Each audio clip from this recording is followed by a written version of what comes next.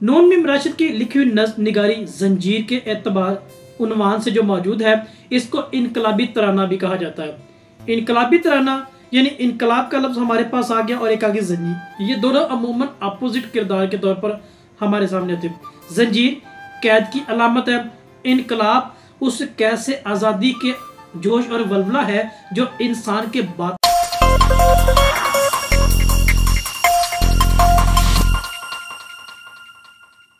मोहतरम तलबा तलिबात, नाज़रीन सामईन, उम्मीद करता हूँ आप खैरियत से होंगे। आपके लिए हमेशा मैं दुआ गो कि रब्बे कायनात की पाकज़ात आपको हमेशा अपनी पनाह और हिफाजत में रखे। आज हमारा मौजू आपके सवालों की रोशनी में नून मीम राशिद की जो नज़म निगारी, उस हवाले से नज़म जंजीर, इसका आज थोड़ा सा हम तज्ज़िया और तशरीह करेंगे और आपके सवालों की रोशनी में हम इसको मुख्तसर अंदाज में देखेंगे कि शायर का मुद्दा क्या है और शायर किस बात की तरफ इशारा दिलाता है, कौन सी चीज़ की तरफ हमें तवज्जो दिलाने की कोशिश करता है।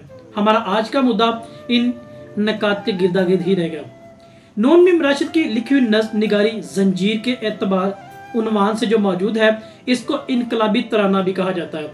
इनकलाबी तराना यानी इनकलाब का लफ्ज़ हमारे पास आ गया और एक आगे जंजीर, ये दोनों अमूमन अपोजिट किरदार के तौर पर हमारे सामने आते हैं। जंजीर कैद की अलामत है, इनकलाब उस कैद से आज़ादी के जोश और वल्वला है जो इंसान के बातन में उभरता है और इंसान तराना वो गुनगुनाता है अल्फाज की सूरत में, और वही अल्फाज उसको अमली जामे पहनाने की सूरत के एतबार से है।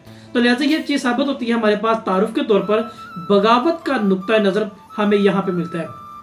क्या उस बेइत्मीनानी के खिलाफ जो उस वक़्त गुलामी की सूरत में, जंजीर की सूरत में मिलता था, वो हमें तासुरात हिंदुस्तान के कल्चर के तौर मिलते हैं और शायर ने इनके खिलाफ आवाज़ उठाने की कोशिश की है और यही आज़ादी की तहरीक एक पुरजो तहरीक के तौर पर मिलती है। ये बगावत सियासी एतबार से मिलती है, मुआशरती एतबार से मिलती है, वो तसव्वुराती और माहौलियाती, जिसने हिंदुस्तान के कल्चर में एक मजबूत और तनावर दरख्त के रूप में अपना मुकाम किया था। शायर ने इसके खिलाफ आवाज़ उठाई, इस वजह से इसको इनकलाबी तराना और उन्वान जंजीर दिया गया।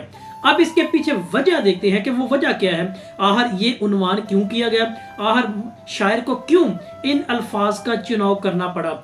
उसके पीछे अदम सदाकत थी, जज्बाती अंदाज और बदउनवानी थी जो मजहबी एतबार से, सियासी एतबार से और मुआशरती एतबार से, इन सारे अनासर के पस मंजर पे हमें वो क्या अदम सदाकत मिलती है जो हमें मजमूई तौर पर बदउनवानी का रूप लेकर इंसान की हकारत और इंसान की तज़लील वो दिन ब दिन बढ़ती चली जाती थी।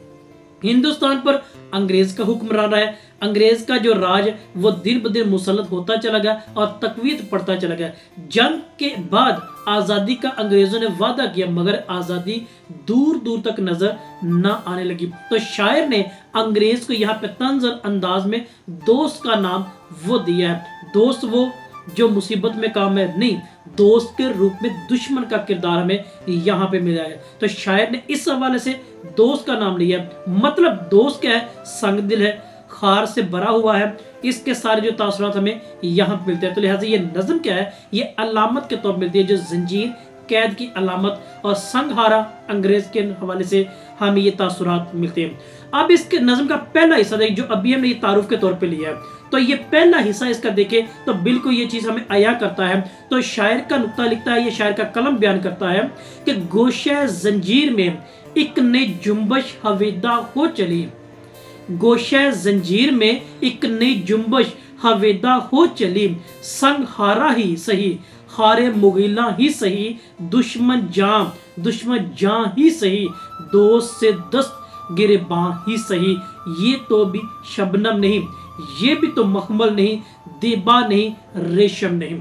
ये वो अदम सदाकत के पस मंजर, गुलामी की तासुरात जो जंग के नाम पर आज़ादी का नारा हमें यहाँ मिलता है, वो दूर दूर तक नजर आने के वजह से वो चीज़ मिलती है। तो संगहारा अंग्रेज को उसने बराह रास्त तनकीद या तंज के तौर पर कहा गया। अब हवीदा जाहिर हुआ के मानों में हमारे पास आते। तो अजीज तलबा, ये हमारे वो तासुरात हैं जो शायर ने उस वक्त देखे, उस वक्त परखे, उसके पीछे वजह अदम सदाकत की थी, बदउनवानी की थी और 2 नंबरी फ्रॉड की थी जो उसने उसको बयान करने की कोशिश की है।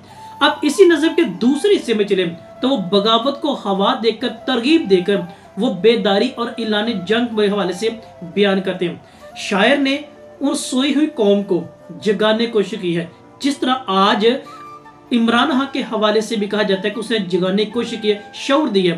तो नून मीम राशिद ने भी दूसरे से में देखे तो इस्तारा के तौर पर यह चीज बयान की है, नया अरमान, नई उम्मीद के पर चढ़ाने की और पर लगाकर उसको बयान करने की उसने कोशिश की है, और वो जोश के रूप में अब आजादी करीब है उसको वो बता रहा है। अब यहाँ पे रेशम के कीड़े और गुलामी कीड़े 2 मुहातब है, यानी ये एक इस्तारा गुलामी के मानों में आता है जो आज भी हम अपने यहाँ ज्यादातर इस्तेमाल करते हैं। अब इस चीज को देखिए तो हमारे पास दूसरे हिस्से में से बयान किया जाता है, वो कहता है हर जगह फिर सीना नहचीर में एक नया अरमा, नई उम्मीद पैदा हो चली, खुजलता समी से तो मैं भी पैवाना रेशम निकल, वो हंसी और दूर अफ्तादा फरंगी, तूने जिनके हुस्न रोज अफजों की जीनत के लिए सालहा बेदस्तो पा होके बने हैं तार है सीमोजक। तो इस हिस्से में उसने वो वलवला, वो जोश, वो अंदाज दिखाया है कि जो रेशम के और गुलामी के कीड़ों की सूरत में आज हमारे पास मौजूद है।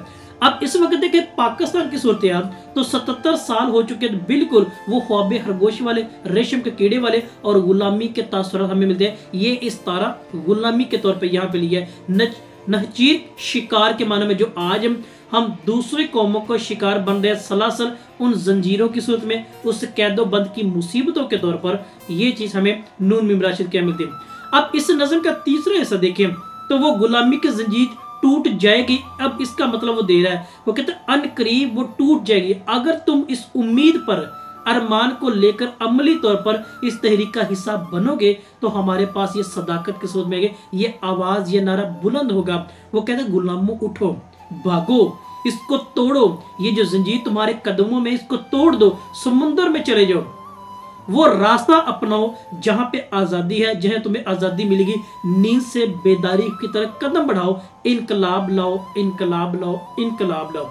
अब इसको देखें तो तीसरा हिस्सा में कहता है, वो कहता है हो सके तो अपने पैकर से निकाल, शुक्र है दुम्बाला जंजीर में, एक नई जुम्बश, नई लर्जश हवीदा हो चली, कोसारों रेगुजारों से सदा आने लगी, जुल्म परवर गुलामों भागो, भाग जाओ, पर्दा शबगीर में अपने सलासल तोड़कर 4 सू छाए हुए जुल्मात को अब चीर जाओ, और इस हंगामा बाद आवर्द को हिला शब खून बनाओ। वो तीसरे हिस्से में उठने की, आगे बढ़ने की तरगीब दे रहा है कि गुलामी की जंजीरों को तोड़ो, ये जो सलासल तुम्हारे पास जंजीरें हैं इनको तोड़ दो, नहचीर इनको शिकार अपना बना लो, इनकलाब लाओ, नींद से बेदार हो जाओ और आगे बढ़ो। और यही मुद्दा जंजीर के एतबार से कि वो 77 साल जंजीर को आज भी तोड़ने की जरूरत है कि खुदा ने इंसान को आसान बनाया, मगर कैदोबंद की मुसीबतें तुम्हारे अंदर वो बेज़मीरी के रूप में छुपी हैं। आज जाहिरी तौर पे हम कह तो रहे हैं कि हम आज़ाद हैं, आपने कोई भी मुद्दा बयान करना IMF के बगैर नहीं कर सकते, आपने पेट्रोलियम और कीमतें बढ़ाई IMF के बगैर नहीं कर सकते, आपने बिजली महंगी करनी है IMF के बगैर नहीं कर सकते, आपने तनख्वाहें बढ़ाई हैं IMF के बगैर, यानी वो कर्जा, वो जंजीरी वाला, वो गुलामी वाला, यही इमरान खान का नारा भी था कि इनकलाब लाओ, बेदार हो जो, यही नून मीम राशिद की जंजीर नज़म हमें बताती है। तो आज हमने इसका तज्जिया और तशरीह देखी कि जिसमें वो कहता है जुल्म पर वो गुलामों भाग जाओ, तुम्हारे ऊपर जुल्म बेइंतहा हो चुका है, भागो। पर हमारे यहाँ अफसोस, सद अफसोस के भागने के तासुरात दूर तक नजर नहीं आते। ये था हमारा आज का मुद्दा नून मीम राशिद की रोशनी में कि उन्होंने वो जंजीर क्यों लिखी है, इसका उन्वान क्या बताता है, और एक तरह से इनकलाबी नारा, बगावत का नुक्ता, बेइत्मीनानी के खिलाफ आवाज और आज़ादी के तहरीक पर एक फोकस करवाती नजर आती है। आपकी कोई राय या आपका सवाल जरूर कीजिएगा। आप सबका बहुत शुक्रिया।